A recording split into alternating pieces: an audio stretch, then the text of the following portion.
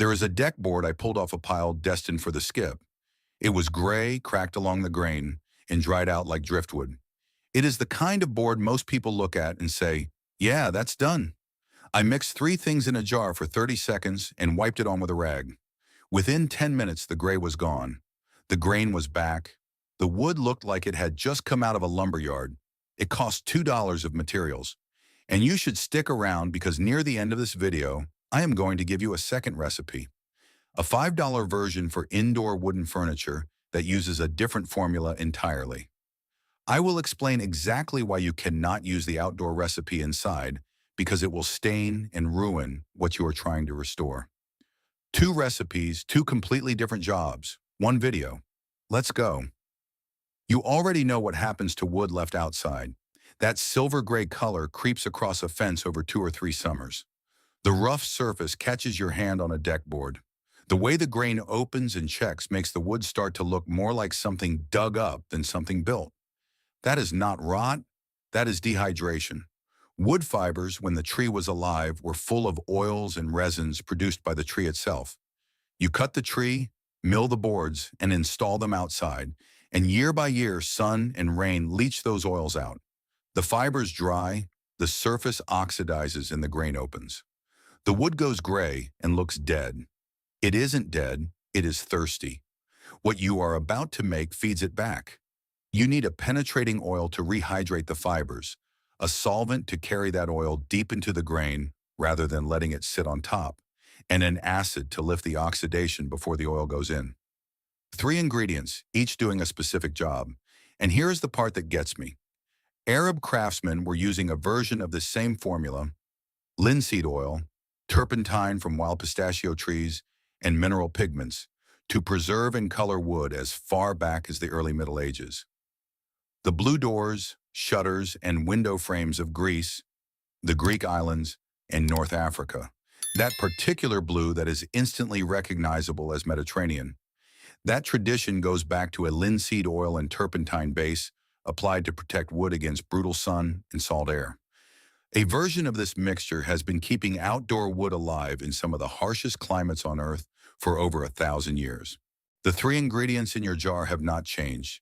Here is what you need. First, boiled linseed oil. This is the oil that does the deep work. It penetrates wood fibers, rehydrates them, and as it cures, it polymerizes inside the grain and seals from within. You must use boiled linseed oil, not raw, which cures in 24 to 48 hours. It costs about $8 to $10 a liter at any hardware store, and you will use only a fraction per project. Second, real turpentine, not mineral spirits. This is distilled from conifer resin, the substance a tree produces when wounded to repel insects and prevent fungal infection. In this mixture, it thins the linseed oil so it penetrates deeper and brings its own mild antifungal properties to the treatment. Smell it in the store? Real turpentine smells like a pine forest. That is the one you want. Third, white distilled vinegar, which is $1 at any grocery store. The acetic acid lifts oxidation, dissolves surface grime, and opens the wood for the oil to follow. Mix equal parts of each in a glass jar, not plastic, because turpentine reacts with some plastics. Shake hard for 30 seconds. It will separate as it sits, so shake again before each use. The total material cost for a first batch covering a serious amount of outdoor wood is about $2 of materials from what you likely already have, or roughly $20 to buy everything new, with enough left over for many future batches. Here is how it goes together. Wipe the wood down with a clean rag to remove loose dirt. No sanding and no stripping.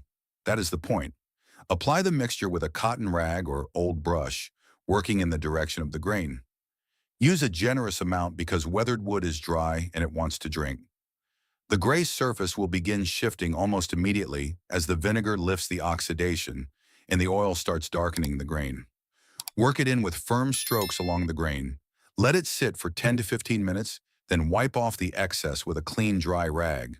What has soaked in stays in, but what is still sitting on the surface needs to come off. Any excess left behind will cure into a tacky film that attracts dust and grime. Wait 24 hours. For severely weathered wood, a second coat at this point takes the result from good to genuinely remarkable. Now here's the part I didn't mention yet, and it is the thing that takes this from good to genuinely impressive. Apply it warm. Set your sealed jar in a bowl of hot water for 10 minutes before you use it. The mixture doesn't need to boil. It just needs to be warm, around the temperature of a hot bath. Warm linseed oil has a dramatically lower viscosity than cold oil, which means it flows into the grain instead of sitting at the surface. The Wooden Boat Forum, one of the most serious traditional woodworking communities online, specifically documents applying this mixture heated to near boil on badly dried timber. The penetration difference compared to cold application is significant enough that experienced craftsmen consider it non-negotiable on heavily weathered wood. 10 minutes in a bowl of hot water costs nothing, and it changes everything about how deep the oil goes. Here is the one thing people get wrong. They rush the wipe off. The rule is simple. If the surface still feels oily after wiping, keep wiping. 15 minutes of patience here determines most of the final result. One safety note that actually matters. Oil-soaked rags with linseed oil can self-ignite as the oil cures and generates heat. This has caused real fires. When you are done, spread used rags flat outside to dry completely. Do not bunch them in a pile or put them in a bin. Keep them flat in open air until fully dry. Then dispose of them safely. Now for the indoor version, and this matters. By now you have figured out that everything above is for outdoor and weathered wood, such as decks, fences, garden furniture, and exterior siding. That recipe has vinegar in it. The Smithsonian Institution's senior furniture conservator has documented that linseed oil combined with acetic acid, which is what vinegar is, polymerizes into a dark, gummy layer on finished interior surfaces that becomes extremely difficult to remove. Do not use the outdoor recipe on indoor furniture, floors, or finished wood. It will stain and ruin what you are trying to restore. The indoor version is a different formula, and it is arguably more beautiful. Use equal parts pure tung oil and beeswax with just enough real turpentine to bring it to a workable consistency. Roughly half a part turpentine to every one part of the other two. Melt the beeswax gently in a double boiler or a jar set in hot water. Stir in the tung oil until fully combined, add the turpentine, and let it cool into a soft paste. That is it. Tung oil is pressed from the nut of the tung tree, native to China, and has been used as a wood finish in Chinese furniture, making for over 1,000 years. It penetrates deeply, cures to a hard, flexible film inside the grain, and produces a warm, natural sheen that commercial varnishes cannot replicate. The beeswax seals the surface and gives it a soft depth that looks genuinely handmade, because it is. Sam Malouf, the American woodworker whose rocking chairs sold for 5 figures and are held in the permanent collection of the White House and the Metropolitan Museum of Art, used a version of tung oil and beeswax as his primary finish for decades. Apply the paste with a cotton cloth, working it into the grain the same way as the outdoor version. Let it sit for 10 minutes, then buff it off with a clean cloth using light circular pressure. The warmth from the buffing slightly remelts the wax and drives it into the surface. One coat is often enough for a restored piece, but 2 coats on raw or very dry indoor wood produces something extraordinary. The total cost for the indoor paste is about $5 with materials that last many batches. There are no solvents or fumes worth worrying about, making it safer for surfaces that will be touched, sat on, and eaten off. The thing about both of these recipes is how long versions of them have been quietly doing this job. This was before the hardware store had an entire aisle dedicated to deck stains, furniture polishes, and branded bottles.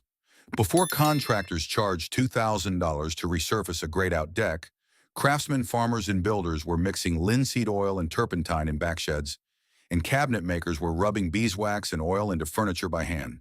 It kept wood alive, it was cheap, and it was made from what was available. Then the hardware store aisle arrived and nobody passed the recipes down anymore. Your deck doesn't know the difference between a branded product in this jar. Your dining table doesn't read labels. They just know whether they got fed or not. I don't know what your situation is or why you're watching this. Maybe it is a deck that has been graying out for a couple of summers. Maybe it is an old piece of furniture that deserves better than what it has been getting. Maybe you just like knowing you can fix something yourself for $2 that a contractor would charge you $2,000 to resurface. It doesn't matter. It works either way. Now you know how. If this story changed the way you look at the weathered wood in your life, please subscribe and like the channel. We are dedicated to uncovering the traditional methods in history that the modern world has tried to bury. Let's preserve the past to build a better future. Our next restoration secret will be revealed very soon.